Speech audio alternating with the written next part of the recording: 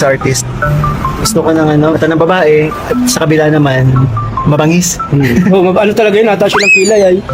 Dapat, Matataas ang gilay. dapat ipinano mo na yung nakilay na ganun eh. Yung mga ganun ba.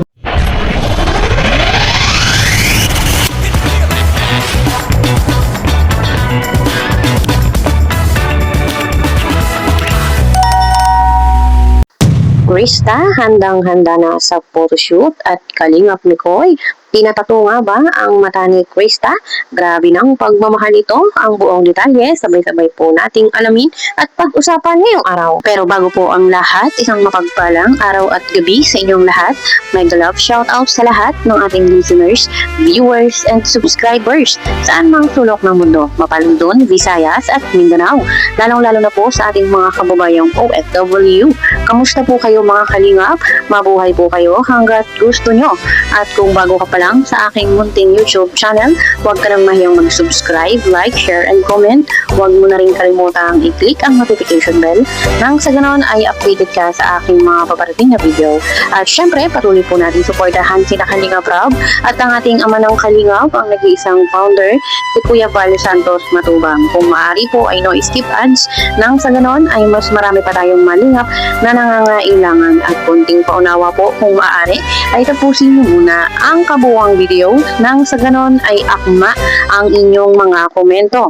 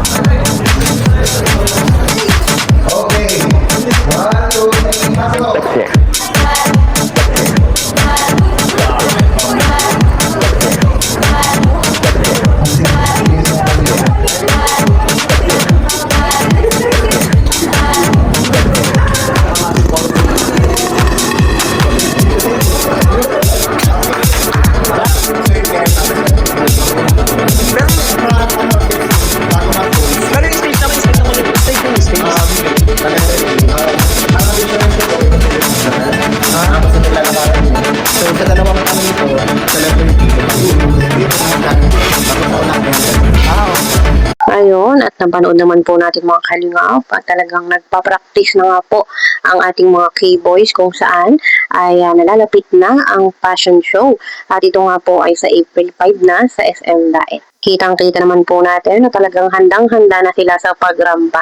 At kung mapapansin po natin, ay medyo pumayat ng konti itong si Kalingap Jomar at si Kalingap Mikoy. So, andun din po si Krista, hindi lang po ipinakita ni Kalingap Rain at bawal. Pero andun din po si Krista at nagpa-practice ng pagramba. Kaya abangan po natin itong mga kalingap at suportahan po natin ang ating mga kalingap angels at K-boys. Talagang excited na po tayong lahat na mapanood ang kanilang mga pagrampa. At syempre excited akong makita yung kanilang mga susuotin kung gaano sila ka-sexy at kamacho. And after po ng fashion show, ang abangan naman po natin ay ang photoshoot ni Krista. Talagang nakahilera ang mga ganap sa ni Chris at ito nga pong birthday ni Krista ay sobrang lapit na at ganun din po yung kanilang first anniversary. Kaya abangan po natin itong mga kalingap at palagi po natin silang suportahan at wag po tayong magsasawa. At yun nga po mga kalingap, mabuti na lang at bakasyon na merong oras si CJ para po magawa yung mga dapat gawin. And about nga po mga kalingap doon sa tattoo na ipinilagay ni Kalingap Mikoy, marami nga pong nagsasabi na itong pinadagdag niyang tattoo ay mata ni Krista. So hindi po natin alam kaya Kalingap Mikoy kung totoo ba ito. Pero sa nakikita po natin, ay parang talagang mata ni Krista. Kung talagang ito ay mata ni Krista, hindi po natin alam kay Mikoy. Pero ang masasabi natin ay talagang iba. Iba na tong pagmamahal, iba na tong nararamdaman ni Kalingap Mikoy. Talagang pinatato na niya yung mata ni CJ. Sabi nga, ay kung mahal mo, ipatato mo. Pero ganun pa man ay nakakatuwa dahil alam natin na nag-i-improve ang Mick Chris. At sana talaga ay sila na hanggang dulo. At mahintay ni Kalingap Mikoy si Krista. Pag-usapan po natin kung sino-sino at kung ano po yung gagawin po sa fashion show. Yan po yung unang event. Alam po din po guys kung sino-sino yung nag-confirm at mag-confirm pa lang. May mga nag-confirm na po kasi, may mga sasali at may hindi rin po sasali. So abangan nyo po kung bakit po sila hindi sasali. Siyempre guys, respeto din po kung may mga activities din po sila nung time na yon, may mga gagawin din po sila nung time na yon. Okay lang po yun, intindihin po natin. May mga next time po naman po diba? So yung fashion show po ngayon is may mga nag-confirm na po na K-boys. Mga nasa 10 ata po kami, 10. Sa Angels po is nasa 8. So hindi ko pa po sure kung may dadagdag or may magbaback out po. Pero dapat po pag-usapan na po namin ngayon. So yun nga, yun yung unang event guys. Isa po yun sa pag-usapan namin ni Boss Alves, ang ALM. Pangalawa po, yung photoshoot po para sa birthday po ni Krista. Yes po, Kalingap Angel Krista po dahil mag-birthday na po siya. So yun, nasabi ko natin po dahil mag-birthday na po siya, yun po yung sunod na event. So photoshoot muna po bago po yung birthday dahil po yung gagamitin po natin sa siguro po ipi-play po yung photoshoot na yun sa birthday na mismo, sa actual birthday niya, celebration. And ano pa ba? Siyempre, parang isasakto po natin, pinag-usapan pa po namin yung mga dates guys. Mga date kung kailan at kung saan. Siyempre, kailangan din natin malaman kung kailan po yung available ni Kalingap Rob.